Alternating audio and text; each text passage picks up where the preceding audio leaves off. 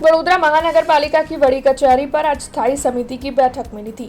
आज की स्थायी समिति की बैठक के तहत 3 दरखास्त रखी गई थी और चर्चा के अंत में तीनों दरखास्त को मंजूरी दी गई थी। दरअसल आज की इस बैठक में वार्ड नंबर 5 की पुरानी कचहरी दूर कर नए अर्बन हेल्थ सेंटर बनाने के कार्यों को मंजूरी दी गई, तो वहीं दमकल विभाग के कर्मचारियों के लिए गर्म यूनिफॉर्म खरीदने के लिए 39,83,000 से अधिक के कार्य को भी मंजूरी दी गई। अन्य एक कार्य को भी मंजूर किया गया है। तब इस बारे में स्थायी समिति के चेयरमैन डॉक्टर शीतल मिस्त्री ने ज्यादा जानकारी दी है। आज स्थायी समिति में टोटल 3 दरखास्त चढ़ावવામાં આવી હતી। 3 दरखास्त मंजूर કરવામાં આવી છે।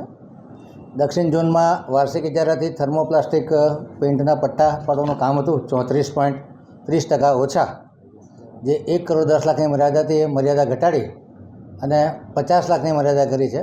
ફરી મર્યાદા એક્સટેન્ડ કરવા માટે સ્થાયી સમિતિની પૂર્વ મંજૂરી લેવાની રહેશે। उत्तर जोन में सियाबाग वॉर्ड नंबर 5 ની જૂની કચેરી હતી એની જગ્યાએ નવીન અર્બન હેલ્થ સેન્ટર બનાવવાનું કામ છે, જે 18% વધુ મુજબ 1,43,17,162 વત્તા GSTના ભાવપત્રને મંજૂરી આપવામાં આવી છે।